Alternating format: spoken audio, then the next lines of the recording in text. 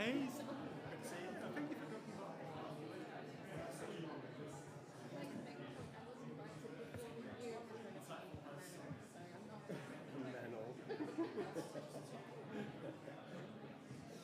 What do you want now of me? I'm not passing. Nice to meet you. Please take a seat. Should we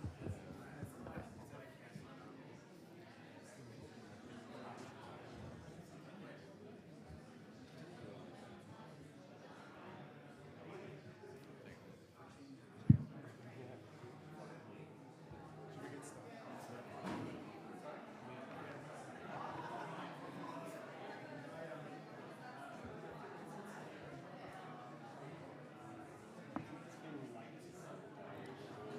Hello, this is a message to the coffee queue. Message to the coffee queue. You're welcome to take your coffees and bring them in, and we'll get started with the event. One small thing, when I was standing up here, it's very distracting because you feel like Yeah. I think you can actually be. Yeah. It's constant.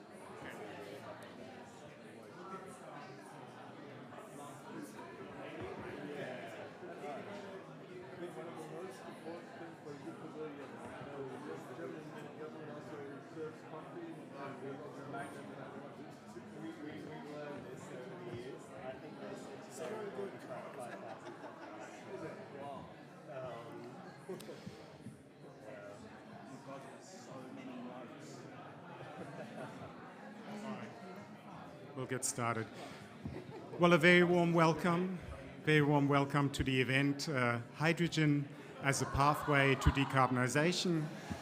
What can Australia supply? Now, standing up here, it's very noisy, but we're told that you can actually hear us. Is that right? Can we get an indication? That's wonderful. Okay. Standing up here, you can barely hear yourself speak, but that's fine. So, hydrogen as a pathway to decarbonisation, what can Australia supply?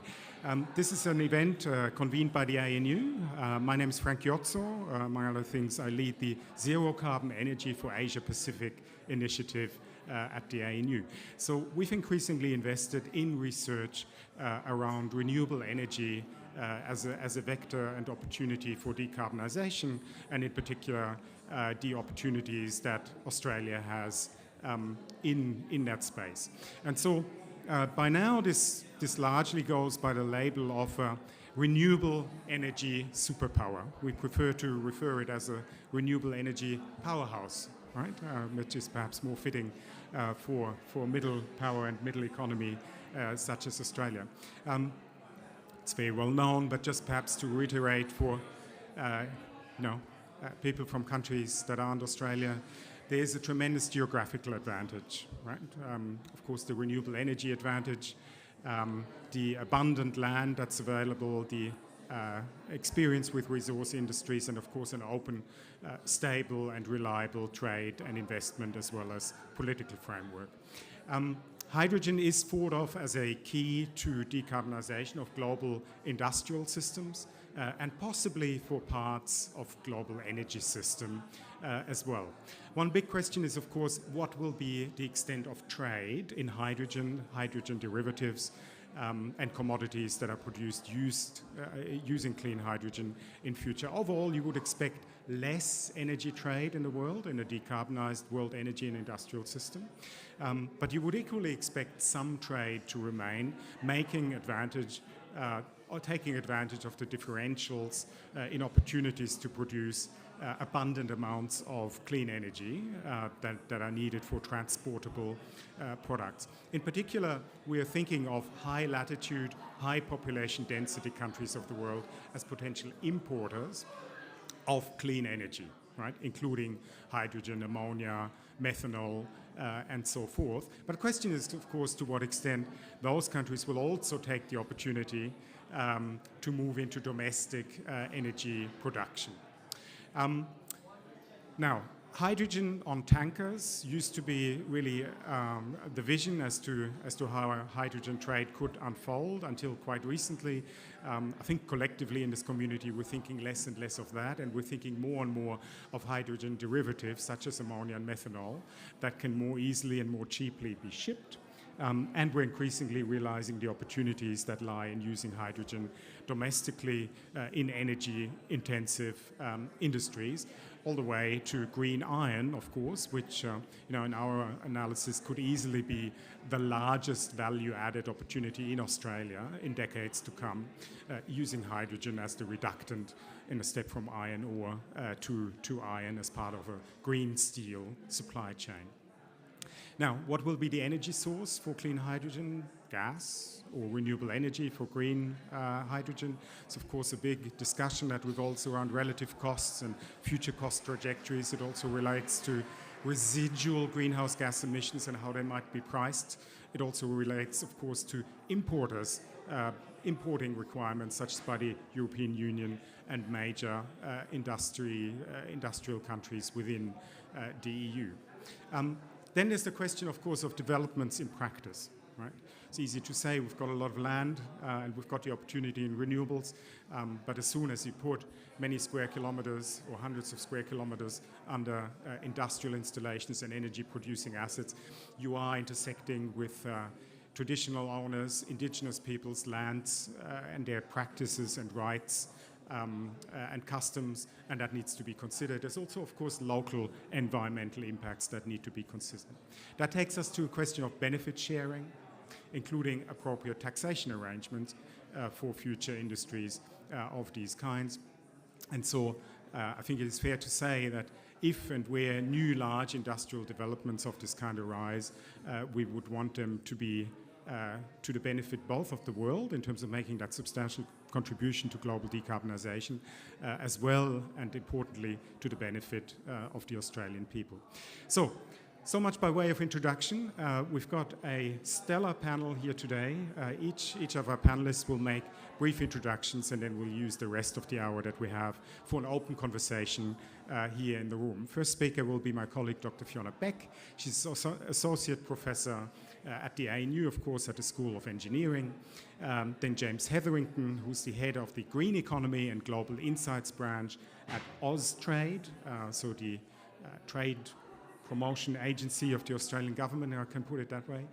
Then Dean Bialek, Dean to my left here, who's Chief Officer of External Affairs and Government Relations, did I get that right, with CWP Renewables in Australia. And then finally Dr. Carsten Rolle, who's the head of department for the Energy and Climate Policy Department with the BDI, which is in Australian terms perhaps roughly the equivalent of the Business Council of Australia, so the BDI in Germany. And that will be an importer's perspective. Okay, so Fiona, can I ask you to the lectern?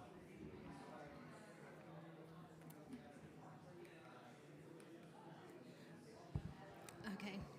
So it's great to be here to get a chance to talk to you all today. I'm going to dive right in. Australia right now is a very large exporter of fossil fuels and metal ores.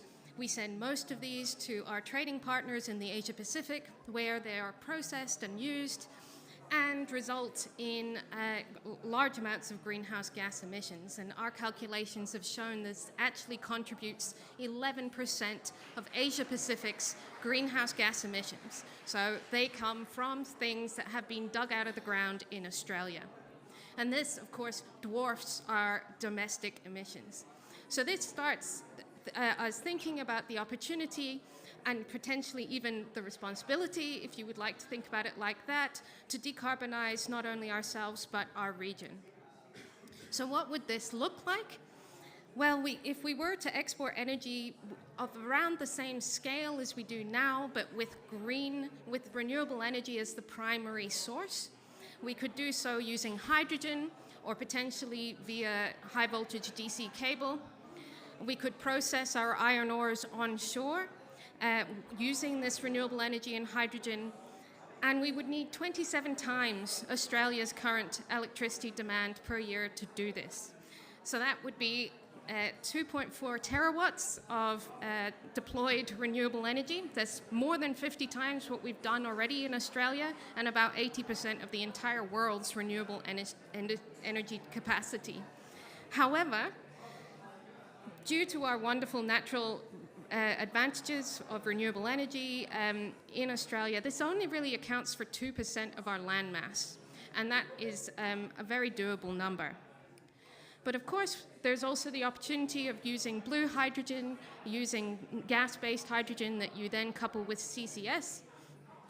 We've done some work on this, and there's two issues here. One, that you really have to ensure that you have the highest capture rates that you can at the factory, but also, and very importantly, you have to make sure that you're driving it down the emissions in your fossil fuel supply chains. And particularly around gas, that can be quite challenging and has not yet happened everywhere in the world.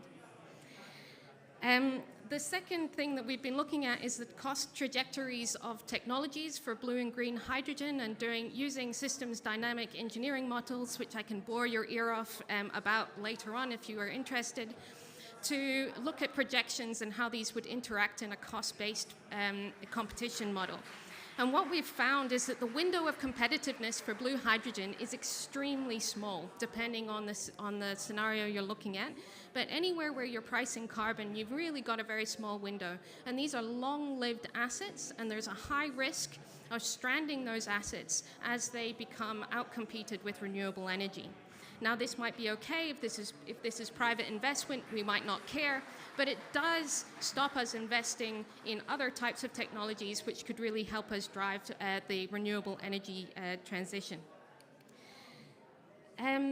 So it's also important to understand the context. Frank mentioned that it's very difficult to actually move hydrogen around as a molecule. In a world where everybody is trying to is making renewable energy, we may get to a position where renewable energy is going to be used where it is made, and the focus is really going to be on providing high processing and making high energy intensive commodities in the countries where those renewable energy resources are available and are cheapest.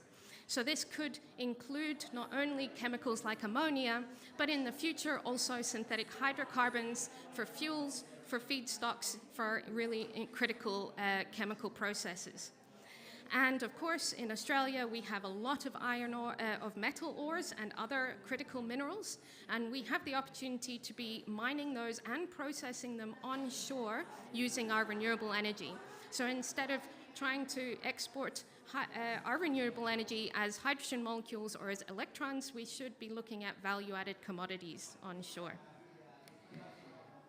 So the final point I wanted to make, and I think I might be stretching my 5 minutes, but it's important enough that I'm going to do it anyway, is benefit. Benefit sharing for communities, but particularly, and that is a huge issue that needs to be thought about.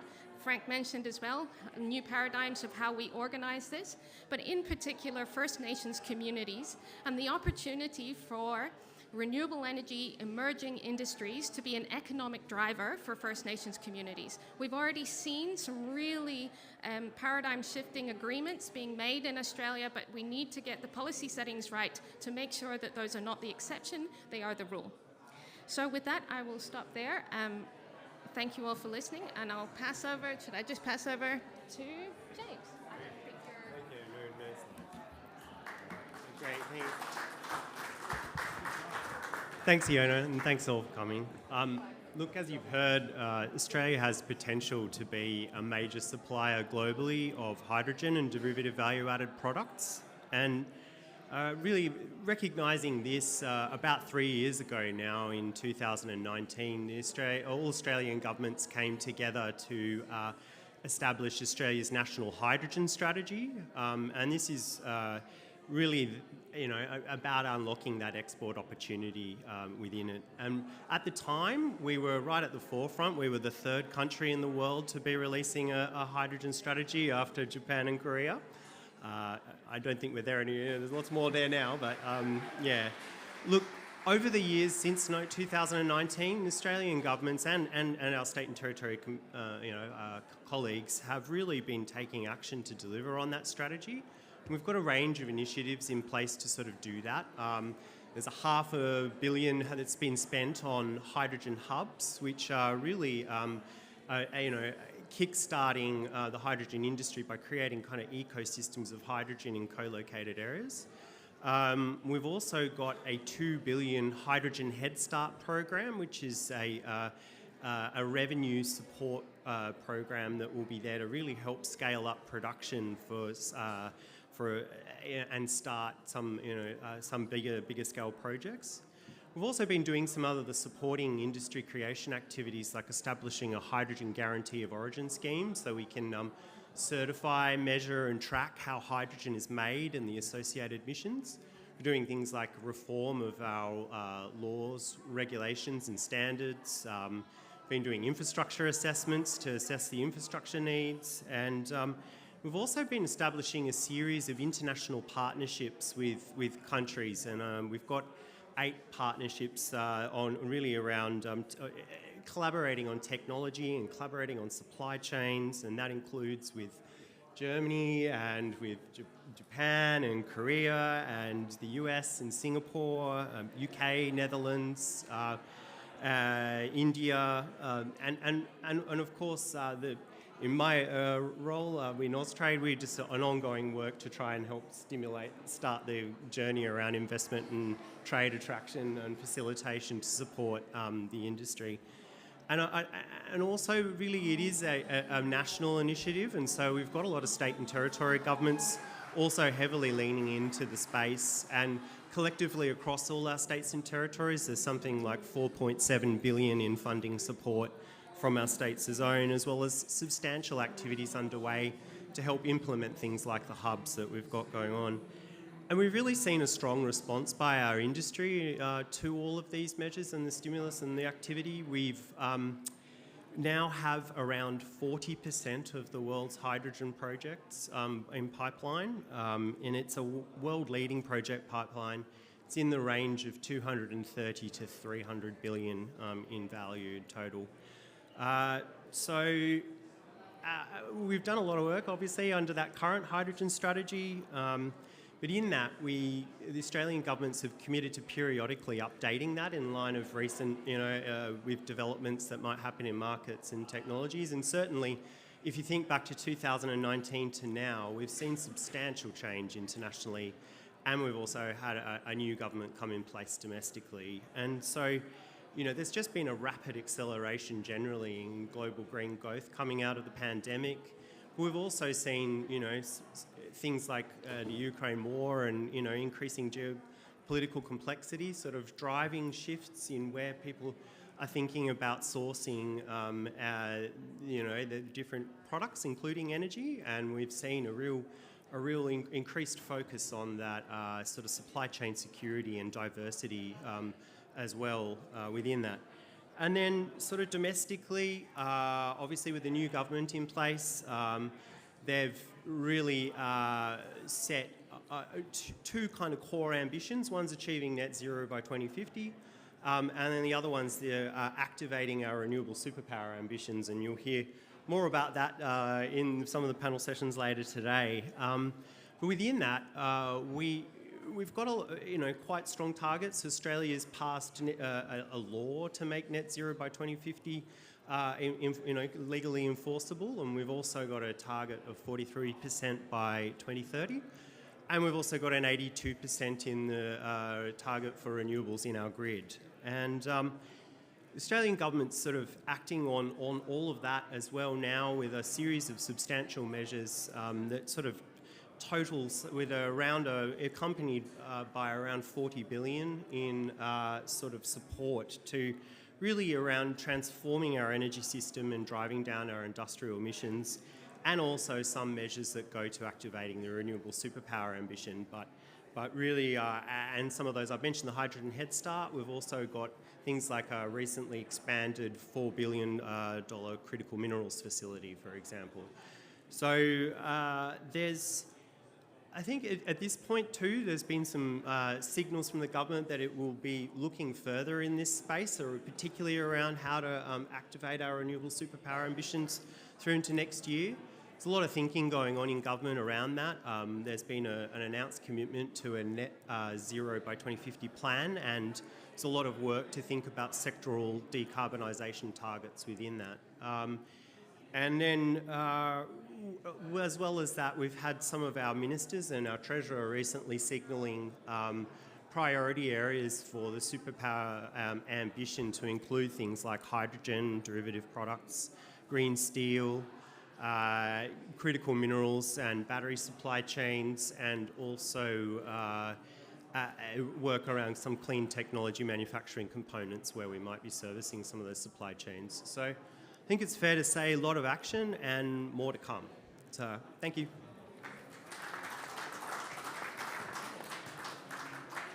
And our next speaker is Dean Bialik. Hi everyone, it's quite a party going on at the back there. So I hope you can hear me. I can't hear any of you.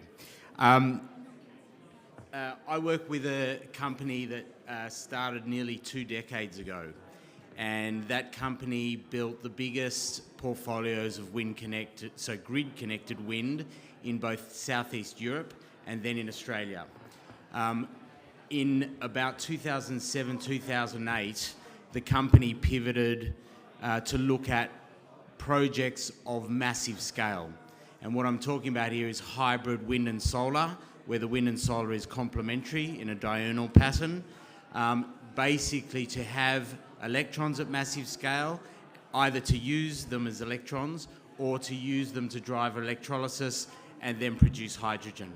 So CWP Global now has 6 massive scale hydrogen hubs, or renewable/hydrogen hubs, in development globally. That includes 2 in Australia, 3 in Africa, and 1 in Latin America. In Australia, our flagship project, which we developed together with a company called Intercontinental Energy, is the Australian Renewable Energy Hub. And that is in the Pilbara region in northwestern of Western Australia. And it has an ambition to build out 26 gigawatts of hybrid wind and solar. The first phase is going to be 1 to 2 gigawatts to supply electrons to the miners in the Pilbara, all of whom have strong decarbonisation targets now and want to start to shift away from the massive consumption of diesel that powers their activities at the moment. But in a second and third phase, we'll make hydrogen with the potential to use that hydrogen to do direct reduced iron, as Fiona was talking about earlier, and then also to produce green ammonia to power the ships that take the iron from the Pilbara into the Asian markets, but also to bunker fuel and use it there as a real major stop-off point for any vessels that are going from Australia out into East Asia. I should say that the macro consideration here really needs to be Australia exports $500 billion of resources and energy every year. The main markets for those resources and energy are Japan and Korea by a long shot, both LNG and coal. China competes on the coal front. But all of those economies now have net zero by mid-century targets, and Australia needs to start to move if it's going to capture the new market that's emerging in East Asia. So we've got to do that with confidence, with bravado, and we really need to get moving now. One thing I wanted to say is our vision for very large-scale hubs of the nature I'm talking about in the 20s, 30s, 50 gigawatt range. Very big numbers, quite eye-watering, of course, but they will be built in phases. Obviously, you can't raise all of the money for a $50 billion project right at the start. But what is really important is to say that Australia cannot get to its renewable energy superpower and national hydrogen strategy objectives of being a major player internationally and a top 3 exporter into Asia unless we build these projects. We're just not going to deliver the quantity and the value required. So to build these projects, they take essentially 10 years. So we need to start really moving now, as we have done with the Australian Renewable Energy Hub, first phase to deliver FID probably in late 25 or 26, and first electrons go to the miners in 27. I wanted now to move to our second there's a which is the Western Green Energy Hub. And there's there's a couple of very important facets that I wanted to highlight here. Again, we've got a vision for a massive scale project. At full capacity, and you can see the size of the project down in the right-hand side there, at full capacity, we are looking to do renewables on a piece of land that is the size of Belgium. Okay? The first phase of that will be much smaller, mostly along the coastal plain, but still 10 gigawatts. And we have just entered into an MOU with a Korean energy major, KEPCO, for a first phase of joint development study with the potential that they come into the project and then farm in a whole Team Korea approach to generating all of the technology, all of the investment, the government incentives from both sides to make the project happen. The major focus here is to do green ammonia export, but we're looking at other opportunities as well, which we need to, because of the kind of geographic dislocation, which Darren has mentioned previously, of the project. But we think there's a really strong case for East Asian interest to really farm in money here to make this happen and to guarantee the supply that they can see coming on from the late 2020s out through the 2030s. The other thing I wanted... What? That's not my slides, is it?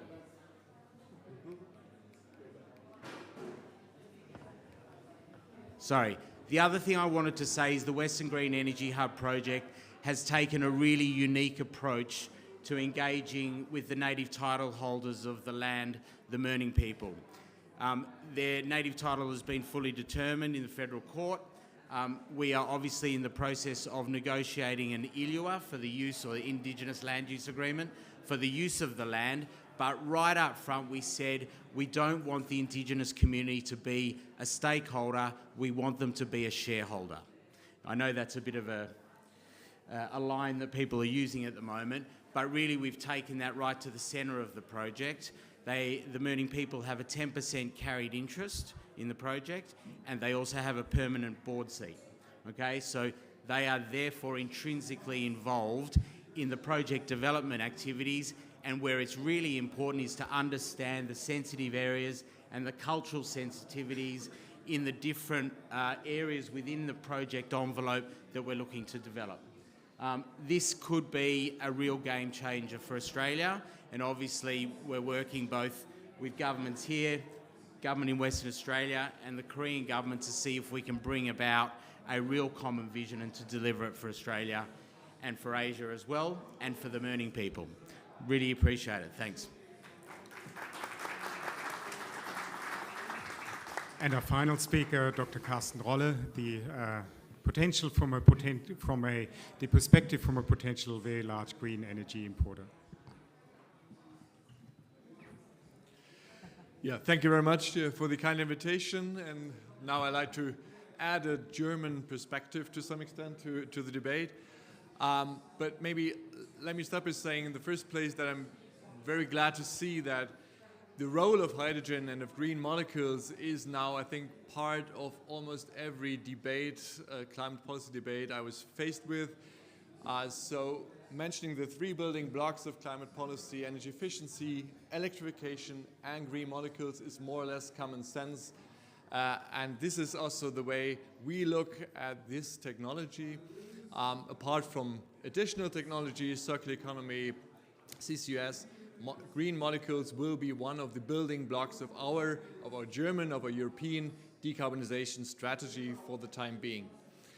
And the first chart I'd like to say, before I dive into the German view, was almost shown.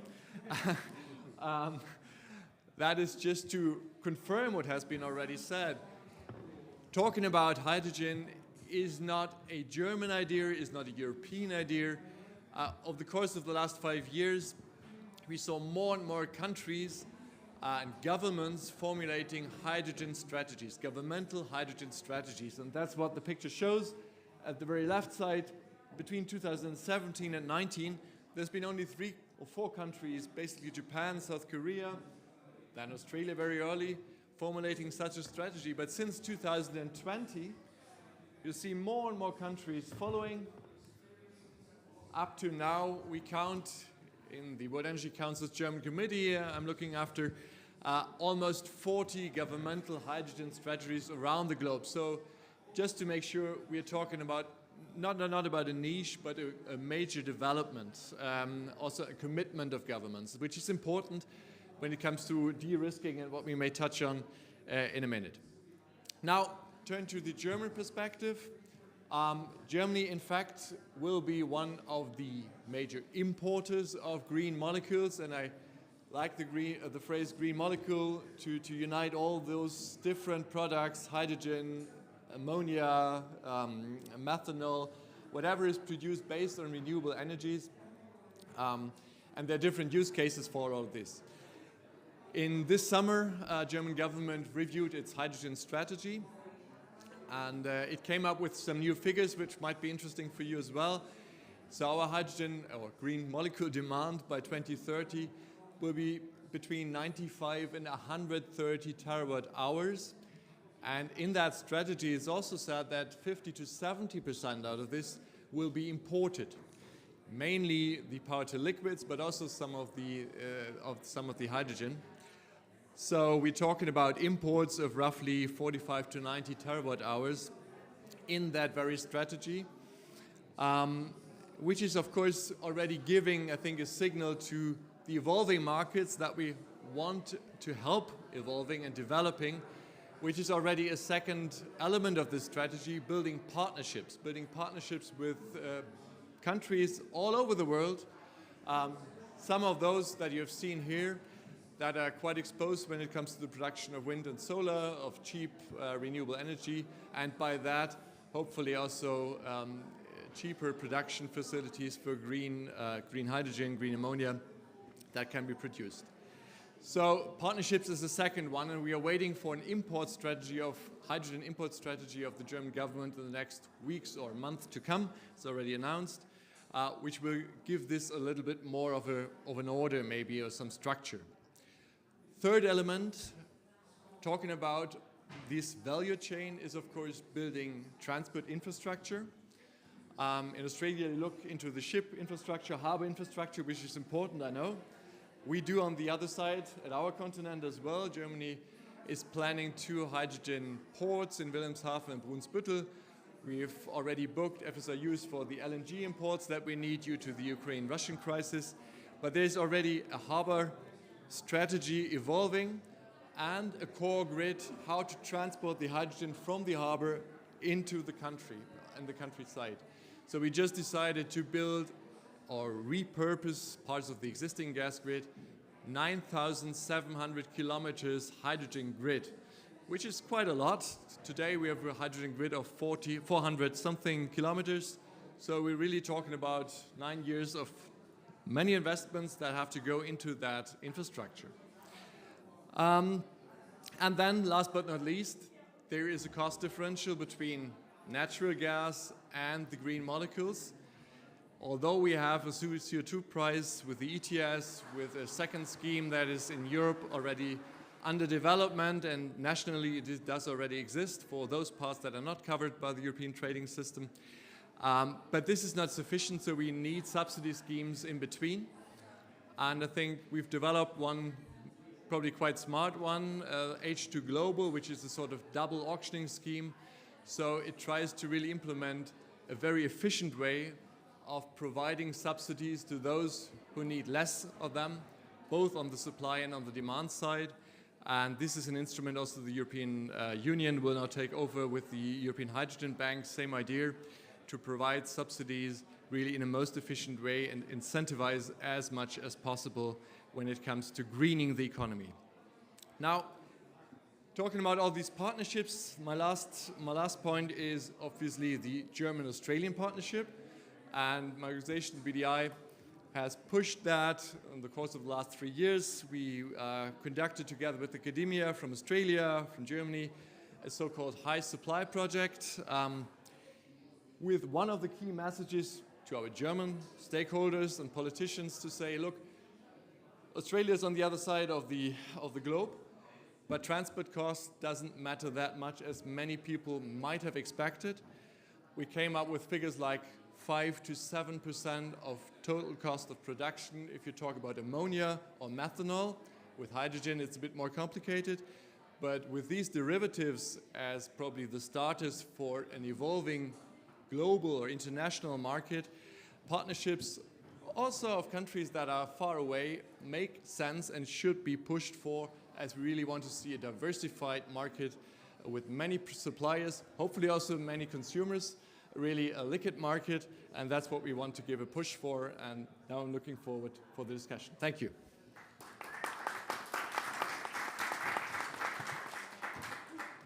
I think we're off to a great start. I know we've got a very highly expert audience in the room, so I think the conversation should just flow from here. Please indicate to me if you'd like the floor, and a microphone will be sent your way. Please feel free to also indicate your affiliation. Carsten, you ended on high supply. Dean, is the first question from you, Dean? Is that allowed? I was going to ask the first question.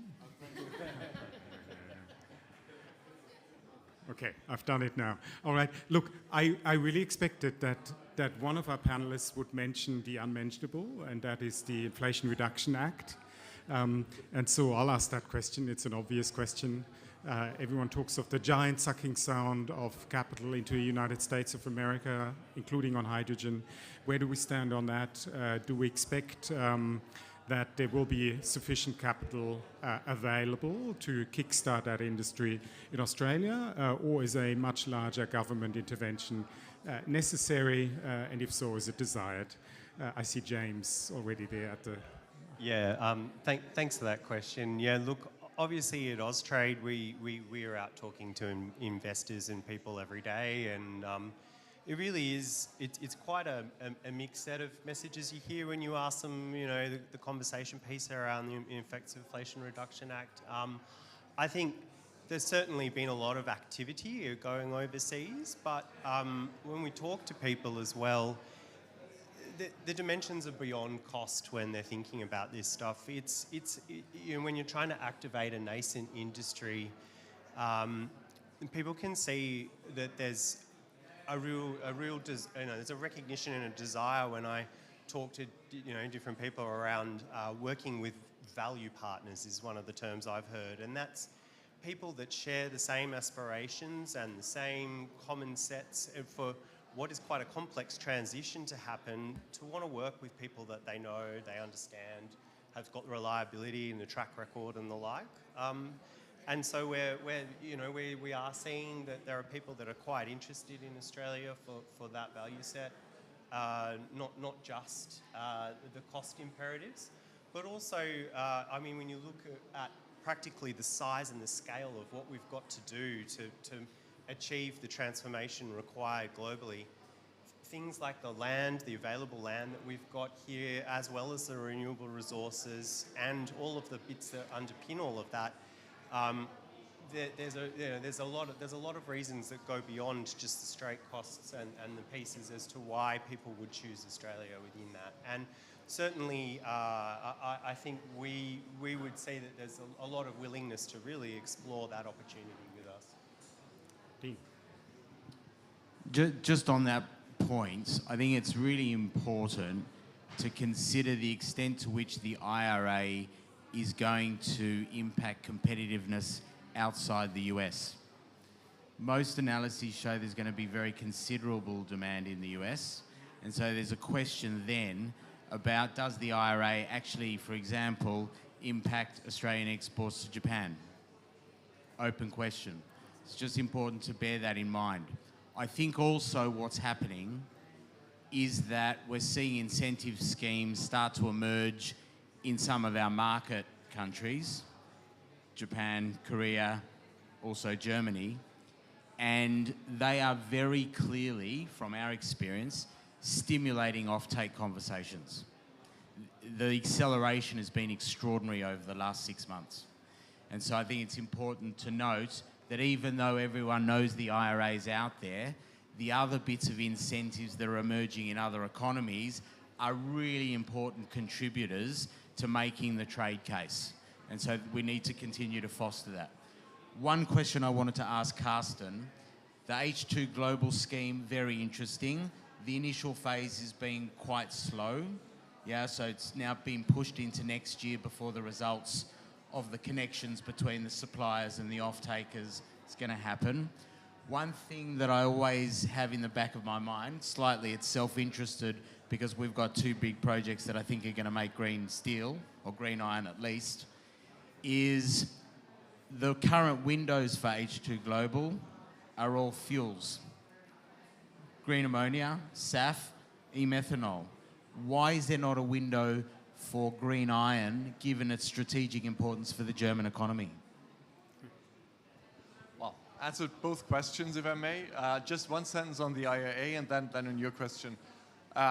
Just briefly, I think the IRA has really stimulated, at least in Europe, a debate on what's the best way to support our transition pathway.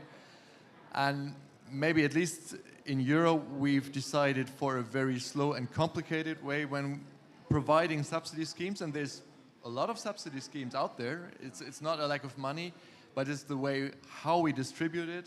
It's not tax credits, it's usually a lot of paperwork, hundreds of papers that have to be written and then waiting for 2 years until you get the permission. So this time of, this moment of really questioning how we do it was one of the positive elements, at least I would take from the IAA in its influence on Europe. Now on your question on H2 Global, yes, in the first round, and there will be more auctioning rounds to come. In the first one that it was addressing supply, there were these 3 derivatives. The next one is on the demand side, and then there will be other rounds for supply. The touchy point on iron ore is, of course, one that affects also German steel industry, and this is, of course, something we have very intense debates about. What does that do with the value chain? Are we talking about just about the first part of the value chain, or is that part so closely connected with the next parts that we're talking about more? And then, of course, you have the hot link issue. Is there synergy of having the hot iron immediately produced in product and all of that? This is really a deeper question, which is not that easy to answer. My first take is there is not the steel market. There are many steel markets, high quality, low quality, and so forth. And there might be a role for different players in that. And certainly research at ANU and other places indicates, preliminary indications that that splitting of the value chain in iron ore to steel is a tremendous opportunity. Keep the low value added, high energy input, high local pollution as well, close to where the iron ore is mined, and ship to DRI or whatever other form. Energetic losses, but yeah, there seems to be a lot of promise. Politically sensitive. I was just going to say, I mean, yes, from a pure economic analysis, the argument's pretty clear. But there are also domestic political constraints. But I think it's fair to say, like what we've seen in Germany, whereby you have the government and the European Commission throwing 3.5 billion euros to ThyssenKrupp to do a DRI plant at Duisburg, that's not sustainable in the long term, right? So there needs to be a reconsideration of the location of use. I think that's... We're getting into a bilateral contest here. I'm not the perfect steel expert, but I learned this, there's synergies also in the development of high quality steels together with the customers, with the automotive industry. And there's other forms of steel for buildings with a different quality that is more homogeneous, easier to really trade around. So you really have to look into the details of that trade. I think it's fair to say that one critical development has been the extraordinary capital raised by H2 Green Steel in Sweden, to build what will be the first green steel plant, essentially. And I think the demonstration effect of that being realised in the next 2 or 3 years is going to be absolutely game-changing for the industry. It always is. And, talking to them is always just so extraordinarily exciting. Okay. We have the Australian lead of the High Supply project in the room, the project that Carsten mentioned. Ian McGill, would you like to share anything about key insights? He's almost your doppelganger. Yeah. It has been said before. I take that as a compliment, for sure. Yeah, I take that as a compliment too. Lovely to see you again. During the high supply project, which sort of wrapped up at the start of this year, really, with the final report coming out with Minister Bowen and also the Minister for Education and Research in Germany. There were two aspects to that. There was the feasibility study, and Carsten has flagged some of the assessments around transport costs, and that played. And then there was also a road mapping exercise drawing on around 50 stakeholders on the Australian side, and I think an equivalent number on the German side, just trying to map out the next steps. Steel was not part of high supply, and it does, as Dean's raised, it raises questions around industry structure, which are intensely political, understandably. However, I think it's probably fair to say that conversation's moving because the realities of high energy costs in Europe are becoming ever more apparent. So clearly opportunities going forward there. But I think all of the stuff's public from the high supply project. That's the reports. Also a set of open source tools which we jointly developed that allow you to explore not only green hydrogen production but also conversion. Ammonia, methanol tools are out there. Still working away on sustainable aviation fuels. It's another key opportunity there. Interested to see H2 Global. It's taking a little longer to get going than we had expected. And there had been discussion around an Australian window for that. That might be something James would be happy to jump in on, just to really help cement this opportunity. But the road mapping, I don't think there'd be any surprises. It was around, you've got to get to scale. We've got to get from fact-finding to fact-making. And that, no surprise, governments have such a key role in helping reduce the risks for the participants who want to get going, and the critical importance of the buy side. As Bloomberg's recently reported, the imbalance between people getting their projects through on the supply side and confirmed offtakes on the demand side is just really hampering progress. Yeah, so we've got to scale up supply, and we've got to do it with bravado, as I heard Dean say before. Can I just pick up on the SAF point, the sustainable aviation fuel point, and maybe Fiona, if I can draw you out on this. Obviously, you know, a lot of shipping originates in Australia. You can't easily just go somewhere else to fill up after you've been in Australia. So how do we assess the opportunities in both bunker fuels for shipping as well as sustainable aviation fuels for Australia, green fuels? So one of the big problems there is we've yet to coalesce on a fuel. So will it be methanol? Will it be ammonia for shipping? And in aviation, we've got similar issues in understanding exactly what the fuel will be. Will we go for synthetic Jet A1, which has its own advantages, but very difficult to reach good price points? Or do you try and use liquid hydrogen or other forms of fuel? I think Australia, we have a fantastic opportunity there to get into these markets and potentially even to try and push those conversations and coalesce on what fuel we should be going for. At the moment in SAF, sustainable aviation fuels, there's a lot of work in looking at biofuels at the moment to get drop-in aviation fuels. My opinion on this is that that's only going to get us so far. There's not really enough biomass to get us to a large enough scale. And even if we were to try and get to a large enough scale with biomass, then you start running into problems with the effects of actually growing that biomass with land use. So again, drawing carbon dioxide down from the atmosphere or finding sources of CO2 waste, combining it with hydrogen, using our renewable energy in Australia to do that, as it is a very energy intensive process, I think is a real opportunity. And it would really benefit from a price on carbon, like everything else, right? So, you know, in the absence of that, having policies around driving the right incentives. Okay, I'm looking around the room. Please. Yeah, hi, it's Ignacio Hernandez from HIF Global. just quickly, we're a developer of e-fuel plants, so e-methanol, e-SAF, all these things that are being discussed. I just wanted to make a comment around the IRA. I think it is true that we all sort of think that, yes, there's interest in having diversified supply, et cetera, et cetera. We have projects right now that we're trying to get offtake for in the US, from Australia, from Chile. And I can tell you that off-takers are comparing, and there's a big gap between the non-subsidized and the subsidized projects. So I do think that perhaps in the short to medium term, demand will, there will be off-takes coming out of the US to the detriment of projects outside of the US. I think that might balance out, we hope, in the future when US demand, absorbs the supply. But it's certainly, from a developer perspective, that we're trying to do this right now in multiple locations, it is impacting. I think SAF, it is a key opportunity. We agree, we're working on that.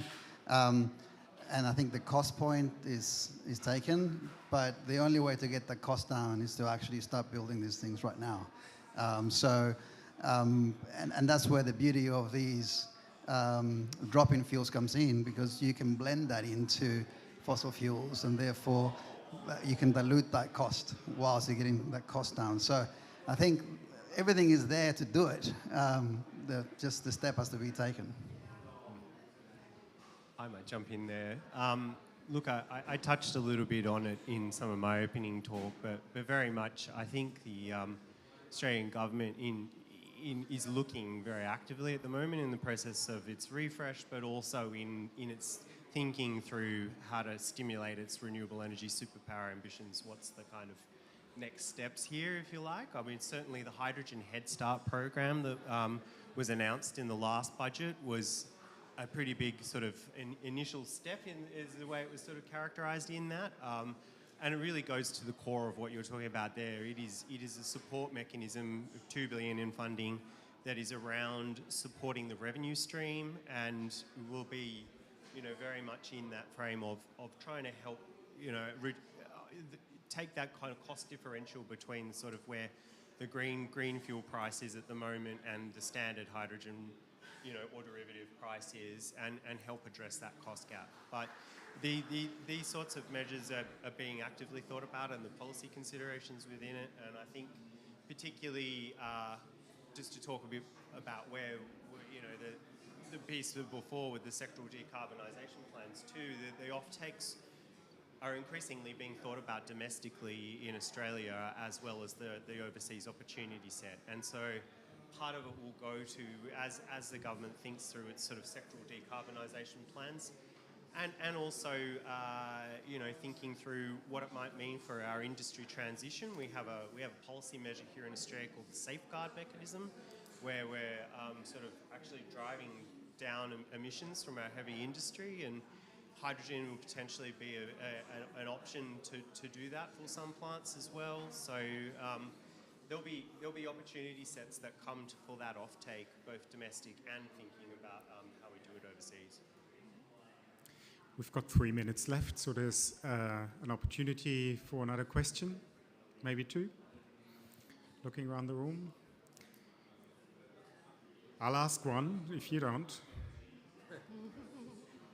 Okay, I'll ask one. No, I could raise a question to the Australian colleagues.